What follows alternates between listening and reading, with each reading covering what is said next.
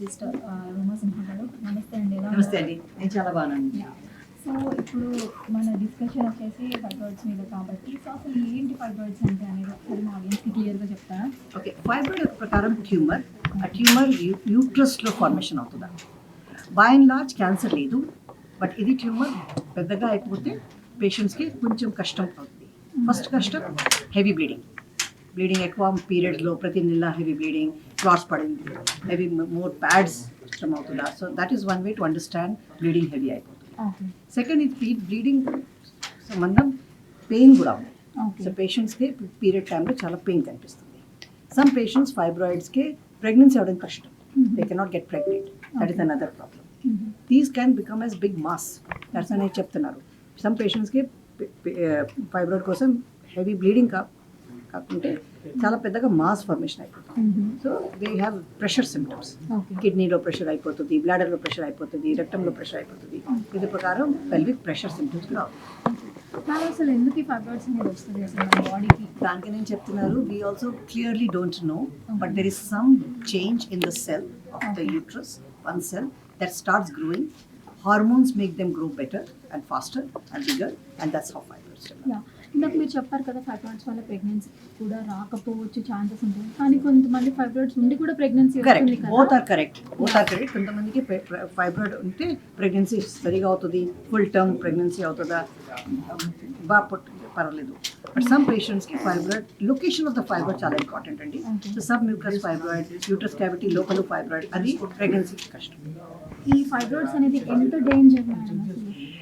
ఇది జీవనాంతలో ప్రాబ్లం ఇలా కాదు, బట్ ఫైబ్రాయిడ్ గురించి హెవీ బ్లీడింగ్ వస్తే, పెయిన్ వస్తే ప్రతి నెల 3 days 4 days మీకు వేస్ట్ అయిపోతుంది కదా.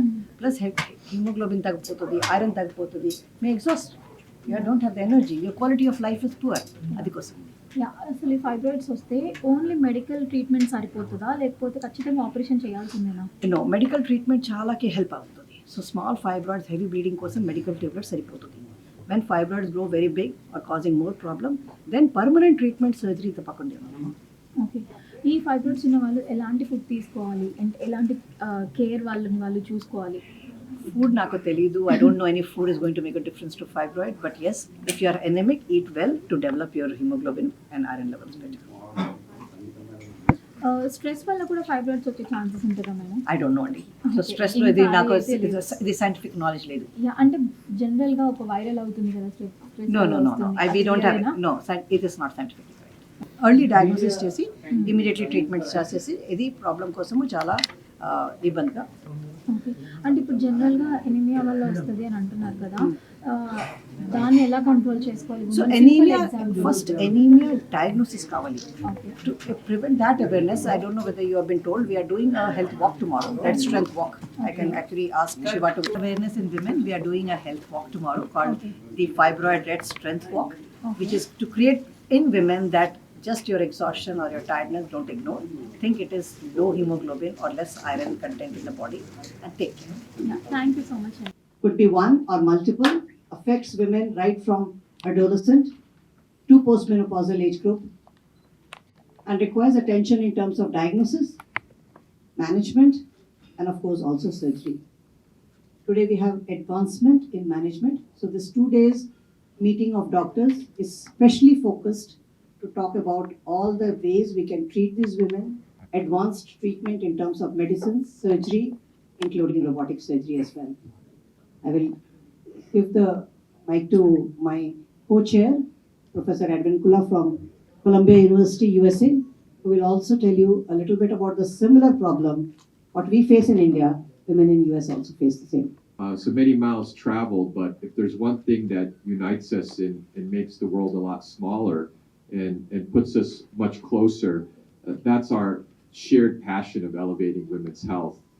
And especially when it comes to this particular disease, which is uterine fibroids, it is a struggle for everybody who takes care of women, trying to share the knowledge that we have. It's really all about sharing all the clinical acumen that we've all developed over the years to try to facilitate the best possible ways that we can provide treatment options for patients so that they can have an improvement in their quality of life. Because when it comes to things like pain, for fertility.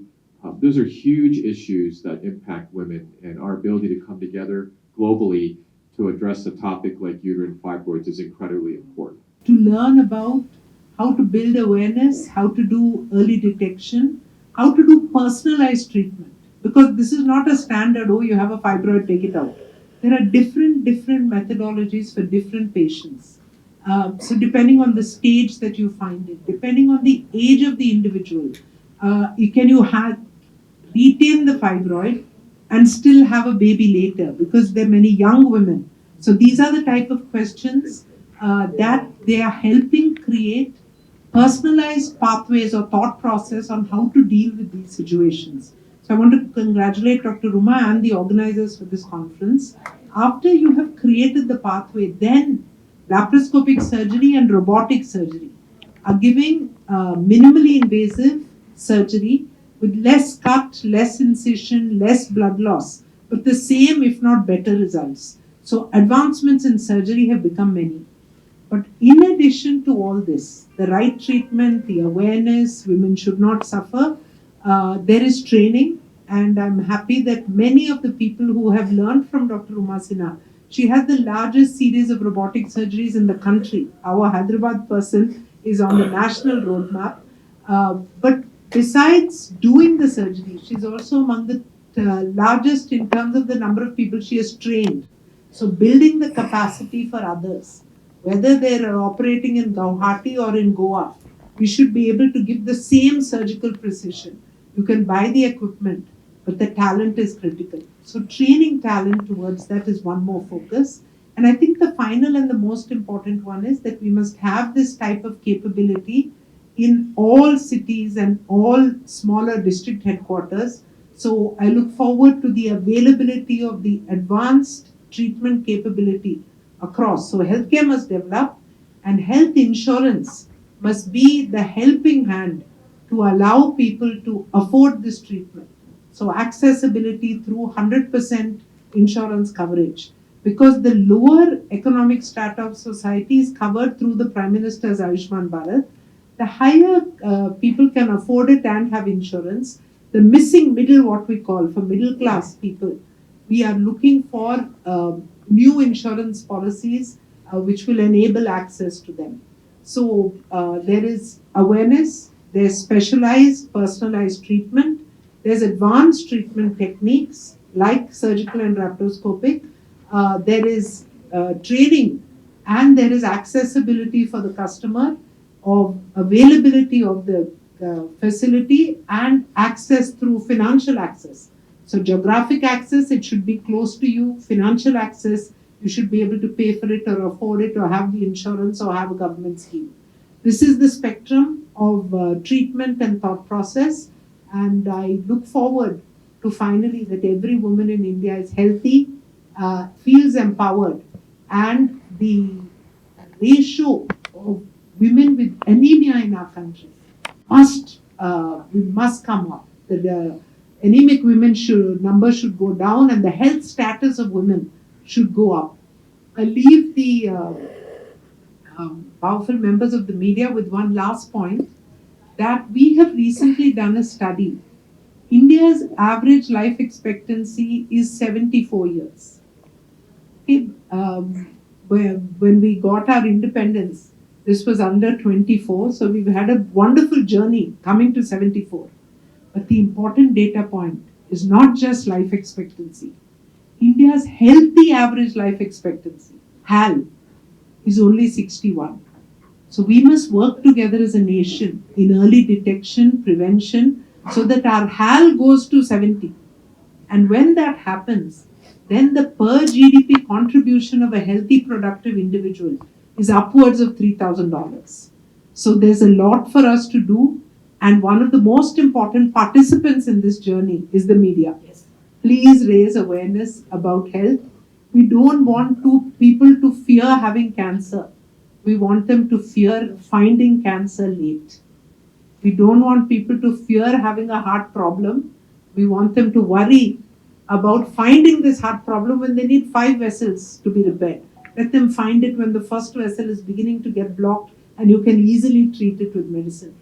So health checkups, early detection, prevention, awareness, healthy lifestyle is a powerful role of the media. I look forward to all of you being partners as Swasth Bharat is an important part of Vikasit Bharat. Especially ma'am talked about women empowerment. Men and women sitting in the audience will remember one person in your family who had this problem of heavy bleeding but went on silently. When we talk about government policies, we talk about mother and child. We talk about treating anemia in pregnant mother. What happens to that other 50 years that she lives after that? She bleeds silently at home, giving everybody else the precedence.